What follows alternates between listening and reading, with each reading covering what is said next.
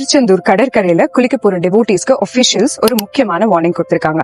அது என்ன அப்படின்னு பாத்தீங்கன்னா, கடற்கரையில அதாவது ஷோர் லைன்ல நிறைய ஜெல்லி ஃபிஷ் ஸ்பாட் ஆயிட்டு இருக்கு அப்படின்னு ஒரு வார்னிங். இதுக்கான ஃபர்ஸ்ட் எய்ட் என்ன பண்ணணும் அண்ட் என்ன பண்ணக்கூடாது அப்படின்னு தெரிஞ்சுக்கணும்னா இந்த வீடியோவை கடைசி வரைக்கும் பாருங்க.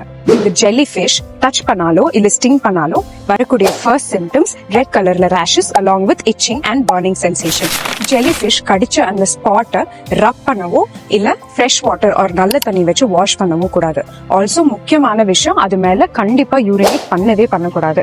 அண்ட் இதெல்லாம் நீங்க பண்ணீங்க அப்படின்னா அதோட ரேஷஸ் ஜாஸ்தி தான் ஆகும், or else even pain and burning sensation ஜாஸ்தி ஆகலாம். ஸோ என்ன பண்ணணும் அப்படின்னு பாத்தீங்கன்னா, ஜெல்லி ஃபிஷ் கடிச்ச அந்த ஸ்பாட்டை சீ வாட்டர் அதாவது கடல் தண்ணியிலே நல்லா வாஷ் பண்ணி எடுத்துடணும். ரேஷஸ் இருக்க அந்த ஸ்பாட்டை ஒரு 20 மினிட்ஸ் ஹாட் வாட்டர்ல டிப் பண்ணி எடுத்துக்கணும். முடிஞ்சா அது மேல வினீகரும் போர் பண்ணலாம். அண்ட் ஆல்சோ விசிபிளா அதோட டென்டிகல்ஸ் அதாவது நுண்ணிலைகள் தெரிஞ்சா அதை கேர்ஃபுல்லா கிளவ்ஸ் போட்ட ஹேண்டோட ரிமூவ் பண்ணி எடுத்துக்கலாம். அப்புறம் உங்களுக்கு சிவியரான சிம்டம்ஸ் அதாவது மூச்சு விட கஷ்டமா இருந்தாலோ இல்ல செஸ்ட் பெயின் இல்ல நான் பேச முடியல அப்படின்னா இமீடியட்டா பக்கத்துல இருக்க ஹாஸ்பிட்டலுக்கு போங்க.